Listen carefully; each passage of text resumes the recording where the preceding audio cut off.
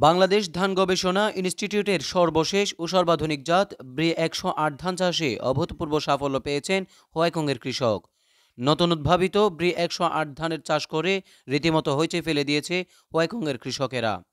হাইব্রিডের সাথে টক্কর দিয়ে হেক্টর প্রতি ৯ মেট্রিক টন পর্যন্ত ফলন দিয়েছে নতুন এই জাত। খরচ কম ও ফলন বেশি হওয়ায় এই জাতের ধানের প্রতি আগ্রহ বেড়েছে টেকনাফের কৃষকদের। উচ্চ রোগবালাই প্রতিরোধ ক্ষমতা, চিকন ধান, উচ্চ ফলন সহ নানা গুণে অধিকার ব্রুর নতুন জাত ব্রি ১০৮। সার ব্যবস্থাপনা কম লাগায় ও এই জাতের ধানের বাজারে ভালো চাহিদা থাকায় অধিক লাভের আশা প্রকাশ করেন।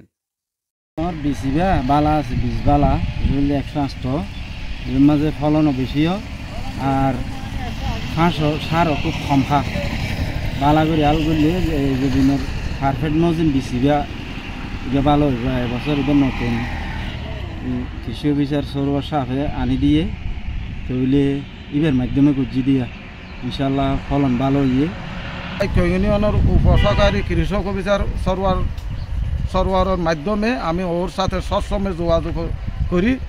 উনি আমাকে ১০৮ এই বিধান দেওয়াতে এবছর খানির প্রতি ১৬০ মতো বাম্পার ফলন হবে বলে আমি আশাবাদী।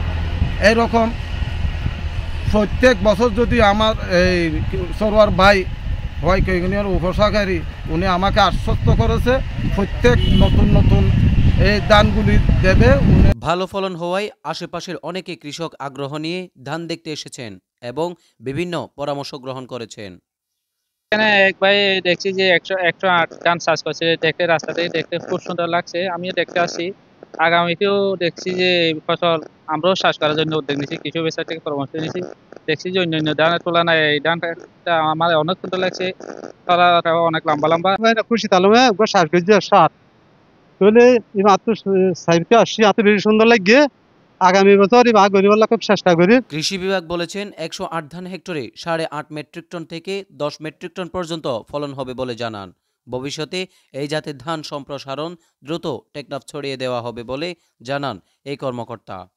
আবহাওয়ার অনুকূল পরিবেশ থাকায় আমাদের এই বছর ১০৮-এর ধানের ভালো বাম্পার ফলন হওয়ার সম্ভাবনা রয়েছে। আমি আশাবাদী যে এবছর ৪০ শতক জমিতে ১৬০০ কেজি পর্যন্ত ধান হওয়ার সম্ভাবনা রয়েছে। আর আমরা কৃষকদেরকে প্রযুক্তি সম্পর্কে ধারণা দিয়েছি। আমাদের পক্ষ থেকে বীজ ও সার সরবরাহ দেওয়া হয়েছে প্রণোদনা কর্মসূচির আওতায়। এবার আশা করি আমি পুরাতন জাতগুলাকে বিলুপ্ত করে নতুন যে জাতগুলো আসবে সেই জাতগুলাকে আমি সম্প্রসারণ করতে পারবো। বড় মৌসুমে সবচেয়ে বেশি ফলন দিতে সক্ষম নতুন এই জাতের ধান খাদ্য নিরাপত্তা নিশ্চিতের পাশাপাশি রফতানিতে বিরাট ভূমিকা রাখবে বলে মনে করেন কৃষি বিভাগ।